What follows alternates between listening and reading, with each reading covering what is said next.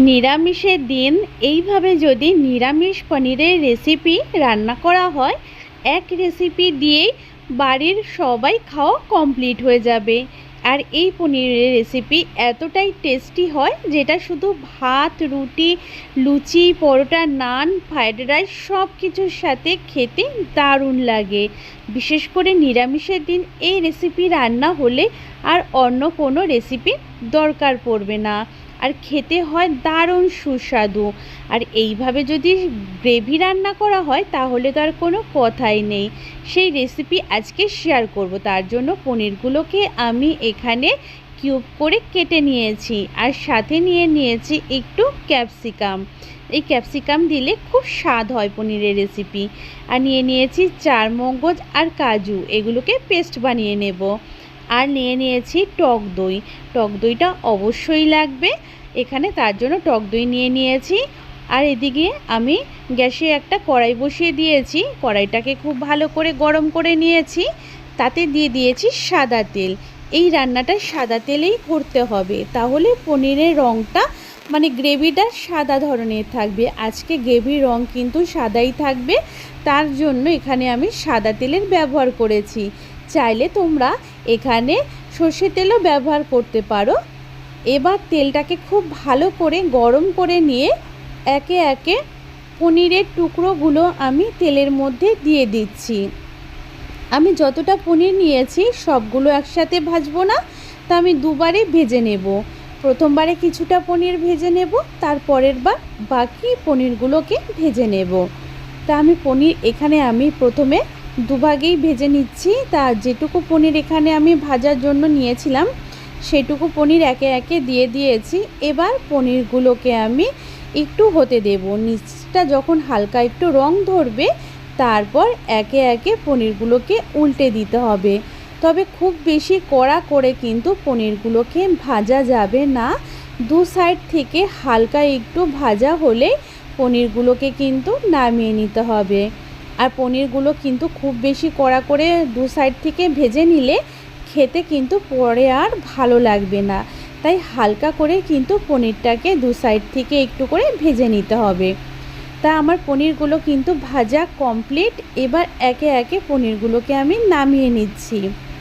সবগুলো কিন্তু পনির কিন্তু এখানে ভাজা হয়নি, আরও কিছুটা পনির বাকি আছে। সেই পনিরগুলোকেও কিন্তু আমি একইভাবে হালকা করেই কিন্তু ভেজে নেব।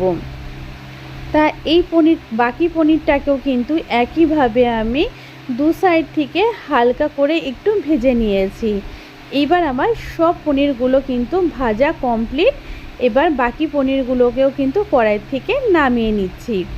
ওই তেলের মধ্যেই আমি দিয়েছি এখানে একটা দারচিনি, বড় একটু টুকরো দারচিনি, আর দিয়েছি দুটো এলাচ, দুটো লবঙ্গ। সুন্দর একটা গন্ধ বেরোলে গোটা গরম মশলার থেকে দিয়েছি এখানে আদা কাঁচা লঙ্কার পেস্ট, বড় চামচের 1 চামচ মতন। আর 4 চামচের পরিমাণ হলে ভর্তি 2 চামচ পরিমাণ। আদা কাঁচা লঙ্কাটাকে একটু নেড়ে চেড়ে নিয়ে 1-2 মিনিট তারপর দিয়েছি এখানে আমি চারমগজ আর কাজুর পেস্ট, যেটা আমি পেস্ট করে নিয়েছিলাম সেটা তোমাদের দেখাইনি। সেই পেস্ট এখানে দিয়েছি। দিয়ে খুব ভালো করে এটাকে একটু নেড়ে চেড়ে নিয়েছি 1 থেকে 1.5 মিনিট মতন। তারপর দিয়ে দিলাম টক দই। টক দইটাকে দিয়েও কিন্তু খুব ভালো করে এটাকে নেড়ে চেড়ে নেব। আর টক দইটা দেওয়ার সময় অবশ্যই একটু ফেটিয়ে নিতে হবে, তাহলে খুব সুন্দর গ্রেভির সাথে টক দইটা মিশে যাবে। তা না হলে কিন্তু টক দইটা কিন্তু যদি না ফেটিয়ে দেওয়া হয় তাহলে কিন্তু একটু ছানা ছানা ভাব হয়ে যায়, তাতে গ্রেভিটা দেখতে ভালো লাগবে না।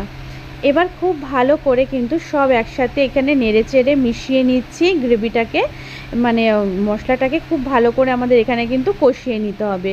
আর এখানে আগে একটু চিনি দিয়েছিলাম, তাতে এর স্বাদটা খুব সুন্দর আসবে যেহেতু নিরামিষ রেসিপি। এবার অল্প একটু মিক্সির বাটি ধোয়া জল একটু দিয়ে দিলাম। এবার এই জলটা দিয়ে কিন্তু আবার খুব ভালো করে কষিয়ে নেব যতক্ষণ না পর্যন্ত এখানে এই গ্রেভিটা থেকে হালকা একটা তেল ছাড়ছে, ততক্ষণ পর্যন্ত কষিয়ে নিতে হবে। আর চিনি দেখো এখানে কিন্তু এখন দেখিয়েই দিলাম তোমাদের, যে চিনিটা আমি দিয়েছি সেটা আমি আগেই বলে দিয়েছিলাম। এবার খুব ভালো করে কিন্তু এটাকে আমি কষিয়ে নেব যতক্ষণ এটার থেকে তেল ছাড়ছে। খুব ভালো করে কষিয়ে নিয়েছি। সাইডের থেকে দেখো খুব সুন্দর করে তেল ছাড়ছে। এবার বাটি ধোয়া একটু জল দিয়ে দিয়েছি, এখানে দইয়ের বাটিটা ধোয়া একটু জল দিয়ে দিলাম, আর সাথে এখানে দিয়ে দিলাম গরম জল। যতটা আমি গ্রেভি রাখবো সেই অনুযায়ী এখানে জল দিয়ে দিয়েছি। যতটা পরিমাণ গ্রেভি রাখতে চাও তোমরা সেই পরিমাণ এখানে জলটা দিয়ে দেবে। তা এখানে খুব ভালো করে কিন্তু এবার গ্রেভিটাকে আমাদের ফুটিয়ে নিতে হবে। এখানে 2 থেকে 3 মিনিট খুব ভালো করে গ্রেভিটাকে আগে ফুটিয়ে নেব। গ্রেভিটা খুব ভালো করে ফুটে উঠলে দিয়ে দেব ভেজে রাখা পনিরের টুকরোগুলো বা কিউবগুলো। এবার খুব ভালো করে নেড়ে চেড়ে মিশিয়ে নিলাম গ্রেভির সাথে পনিরের টুকরোগুলো। আর এই দিকে আমি আর একটা কড়াই বসিয়ে দিয়েছি গ্যাসের উপরে। তা কড়াইয়ের মধ্যে দিয়ে দিলাম এখানে 4 চামচে 2 চামচ পরিমাণ ঘি। তা ঘিটাকে একটুখানি এখানে গরম করে নিয়ে দিয়ে দিয়েছি ক্যাপসিকামের টুকরোগুলো। এবার হালকা করে এই ঘিয়ের মধ্যে একটু ক্যাপসিকামের টুকরোগুলোকে নেড়ে চেড়ে নেব 1-1.5 মিনিট। হালকা করে একটু ভেজে নিতে হবে, তাতে পনিরের মধ্যে যখন এই ক্যাপসিকামটা পড়বে এটার টেস্ট কিন্তু অনেক গুণ বেড়ে যাবে। তা পনিরের গ্রেভিটা এখানে কিন্তু খুব সুন্দর ফুটে উঠেছে। আর এখানে 1 টুকরো দারচিনি, 2টো এলাচ, 2টো লবঙ্গ নিয়ে নিয়েছি, এটাকে আমি গুঁড়ো করে নেব। আর এই দিকে ভেজে রাখা এখানে ক্যাপসিকামের টুকরোগুলো দিয়ে দিলাম। এবার খুব ভালো করে নেড়ে চেড়ে মিশিয়ে নেব। আর গ্রেভিটাকে খুব ভালো করে একটু জাল দিয়ে মানে একটুখানি বেশ ফুটিয়ে নেব, যাতে গ্রেভিটা বেশ সুন্দর গাঢ় হয়ে আসে। তা এখানে গ্রেভিটাকেও কিন্তু খুব ভালো করে আমি ফুটিয়ে নিচ্ছি। বেশ কিছুক্ষণ গ্রেভিটাকে ফুটিয়ে নিয়েছি, খুব সুন্দর গাঢ় হয়ে এসেছে। আর এদিকে এই গরম মশলাটা দেখিয়েছিলাম সেটা গুঁড়ো করে এখানে দিয়ে দিয়েছি। আরও সুন্দর কিন্তু এটার থেকে গন্ধ হবে আর খেতেও খুব ভালো লাগবে। তারপর দিয়ে দিচ্ছি একটু ঘি। যেহেতু নিরামিষ রেসিপি অবশ্যই একটু ঘি দিলে খেতে আরও ভালো লাগে। সব কিছুকে দিয়ে খুব ভালো করে একটু নেড়ে চেড়ে মিশিয়ে নিচ্ছি।